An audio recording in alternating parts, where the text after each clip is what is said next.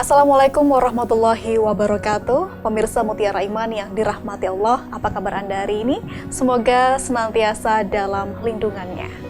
Saudara, di era informasi dan juga globalisasi yang makin berkembang, konsep wasatiyah semakin relevan untuk diterapkan. Di tengah maraknya paham radikalisme, liberalisme, tentunya wasatiyah menjadi instrumen yang efektif untuk bisa menciptakan kerukunan.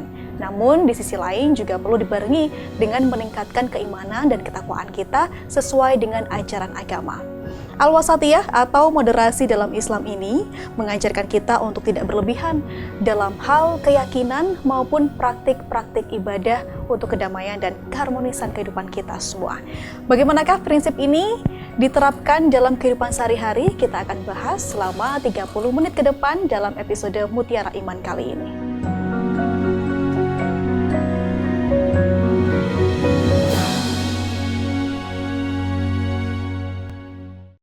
Baik, kali ini sudah hadir di studio Kompas TV Jember narasumber kita yakni Ustadz Ahmad Munir LC MPD. Assalamualaikum Ustadz, apa kabar hari ini? Waalaikumsalam warahmatullahi wabarakatuh. Alhamdulillah, baik sehat, sekali. Sehat. Baik, mudah-mudahan selalu sehat dan juga penuh keberkahan dalam aktivitas keseharian. Ustadz Munir, tema kita cukup menarik begitu mengenai konsep wasatiyah. Bagaimana dalam kehidupan kita yang modern seperti ini, kita dituntut untuk bisa bijak dalam hal keputusan apapun yang kita ambil setiap hari begitu. Dan tentunya keseimbangan dan kebijakan itu memerlukan ilmu yang cukup dalam. Bagaimanakah kita bisa menerapkan hal tersebut dalam kehidupan sehari-hari? Sebelum kita memasuki diskusi dalam tanya jawab nanti, kita akan dengar terlebih dahulu paparan pengantar yang akan disampaikan oleh Ustadz Munir. Disilakan.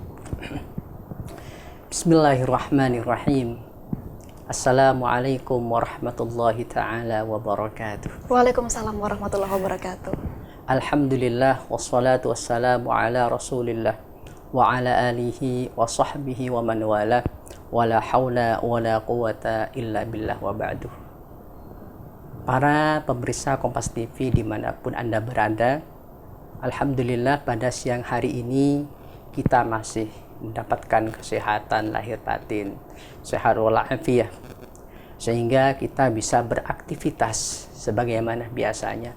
Salawat beserta salam mudah-mudahan tetap tercurah limpahkan kepada junjungan kita Nabi Agung Nabi Muhammad Sallallahu Alaihi Wasallam. Wasatiyah ini adalah prinsip yang selalu melekat dalam ajaran Islam. Wasatiyah ini juga dikenal dengan istilah at-tawassut, pertengahan, yang mana wasatiyah ini memiliki beberapa makna. Yang pertama, makna wasatiyah itu adalah posisi tengah, posisi tengah, wasat, al-wasat. Kemudian yang kedua adalah al-i'tidal, tegak, lurus, adil. Kemudian yang ketiga adalah at-tawazun, imbang. Karena tidak selalu posisi tengah itu imbang, tidak selalu seperti itu. Kadang-kadang ada dalam keadaan tertentu kita ingin menyeimbangkan diri, ini posisinya tidak di tengah. Kadang-kadang ada seperti itu. Seperti misalnya ada dua benda, ini berat sebelah gitu ya.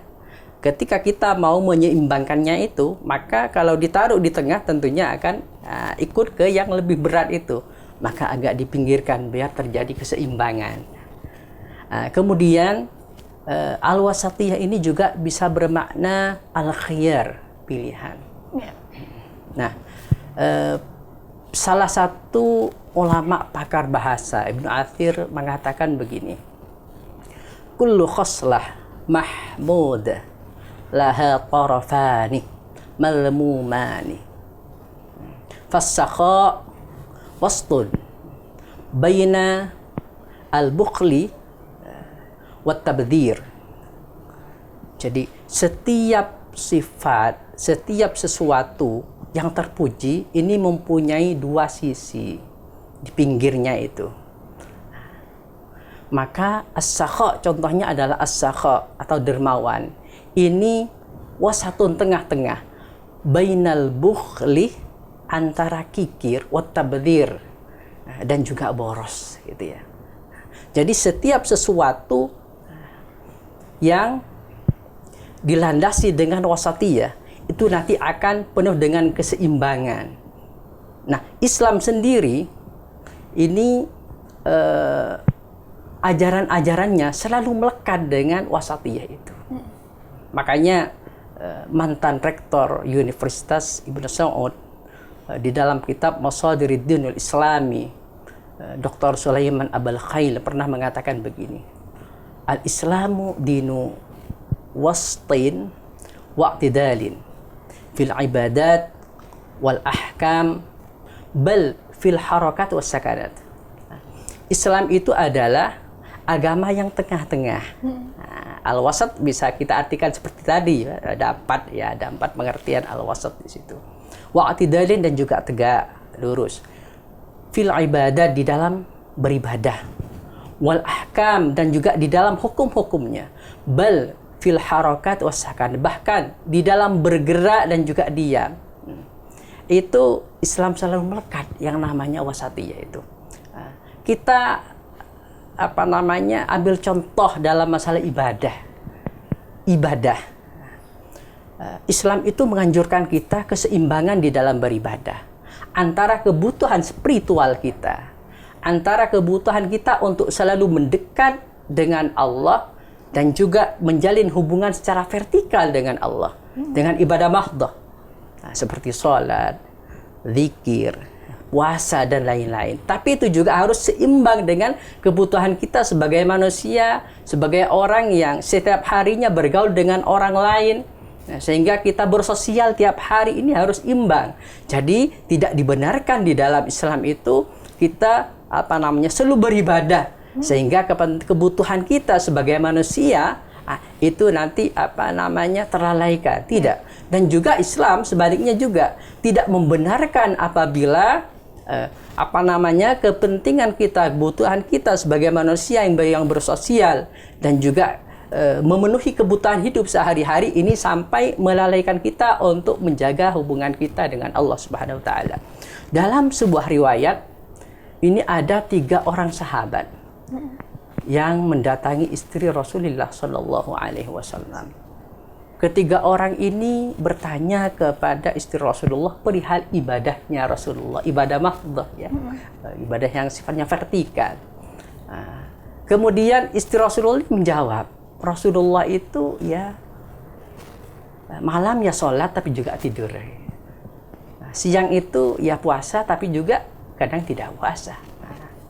Kemudian juga Rasulullah itu ya, beraktivitas sebagaimana orang-orang yang kita lihat sehari-hari. Kemudian para sahabat ini berkomentar begini, itu pantas Rasulullah beribadah cuman demikian karena Rasulullah itu dosanya sudah diampuni, baik yang telah berlalu ataupun yang akan dilakukan. Kalau itu terjadi, Rasulullah sudah diampuni, sehingga para sahabat ini menganggap kalau ibadah yang dilakukan oleh Rasulullah itu beliau tiru, maka ibadah tersebut merasa kurang bagi dirinya ya. Sehingga di antara mereka ini ada yang mengatakan, saya kalau malam tidak akan tidur, saya akan ibadah terus. Kemudian ada yang mengatakan, yang kedua mengatakan, saya kalau siang saya akan puasa terus dan saya tidak akan la uftir, saya tidak akan berbuka, setiap hari saya akan puasa. Kemudian ada yang mengatakan, kalau saya memilih saya tidak menikah untuk beribadah terus kepada Allah Subhanahu wa taala. Lalu hal yang demikian disampaikan kepada Rasulullah. Rasulullah apa komentarnya? Beliau mengatakan, wallahi ana akhsyakum wa atqakum lillah. Demi Allah, saya yang paling takut kepada Allah. Tapi beliau mengatakan, wa ana asumu wa uftir wa ana arqudu wa ana usalli wa arqud wa ana atazawwadu faman raiba an sunnati falaysa minni. Allah, demi Allah, saya yang paling takut kepada Allah daripada kalian. Tapi ingat, saya juga puasa tapi juga tidak puasa. Saya juga sholat tapi saya juga tidur gitu. Saya juga menikah gitu. Kenapa? Karena itu menunjukkan bahwa Islam itu adalah agama yang wasat, yang tengah-tengah, yang menjaga keseimbangan. Nah, ini di dalam ibadah, di dalam hukum misalnya. Kita lihat Islam itu melarang untuk makan bangkai, ini contohnya seperti itu ya. Hurrimat alaikumul maitatu waddam walhamul khinzir wa ma uhilla li ghairillah faman ittara ghaira baghi wala adin fala itsma alaih. Jadi bangkai itu diharamkan. Tapi dalam keadaan darurat, misalnya tidak ada makanan lain kecuali itu, dan dikhawatirkan kalau tidak makan makanan itu yang dilarang ini nanti akan membinasakan dirinya. Maka dalam hal seperti itu tidak apa-apa gitu. Nah, ini juga menunjukkan bahwasanya hukum juga lentur di dalam Islam. Atau ada keseimbangan di situ. Nah, juga contohnya, misalnya ketika sholat kita kan harus berdiri ketika bisa berdiri gitu ya. Tapi ketika tidak bisa berdiri, nah ini kan kita kan kan boleh duduk kan gitu. Nah, ini hukumnya berarti kan selalu imbang gitu ya. Fleksibel ya. Fleksibel, betul. Ketika tidak bisa duduk, ya boleh tidur gitu. Ketika tidak bisa tidur harus telentang. Ketika tidak bisa tidur miring harus telentang. Nah, ini fleksibel. Jadi itulah tawassut ya dalam keseharian. Dan juga makan. Sudah jelas di dalam Al-Qur'an, kulu washrabu wa la tusrifu.